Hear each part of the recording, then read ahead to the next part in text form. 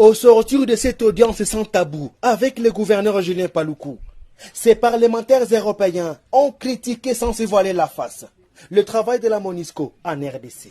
Vraiment très préoccupé pour la situation ici et surtout pour le rôle de la MONUSCO. C'est-à-dire, à mon avis, il y a un véritable gaspillage de moyens, un manque d'action pratique.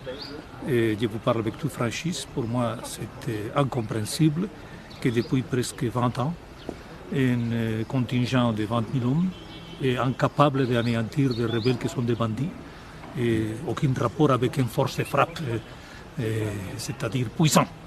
C'est des bandits seulement, et la population reste sans être, c'est-à-dire protégée. Alors protéger les sacs et protéger la caserne, c'est intéressant, mais ce n'est pas le rôle. Il faut finir avec des déclarations d'humanisme hypocrites, c'est-à-dire je suis déjà fatigué d'écouter des déclarations de solidarité vides. Je veux des actions concrètes et je veux que la population de cette partie du monde est respectée et protégée par une force qui est venue ici pour la protéger.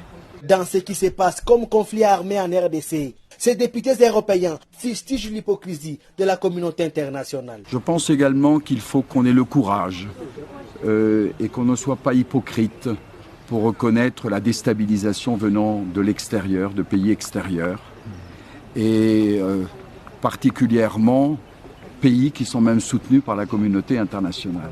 Donc il y a beaucoup d'hypocrisie dans tout ceci.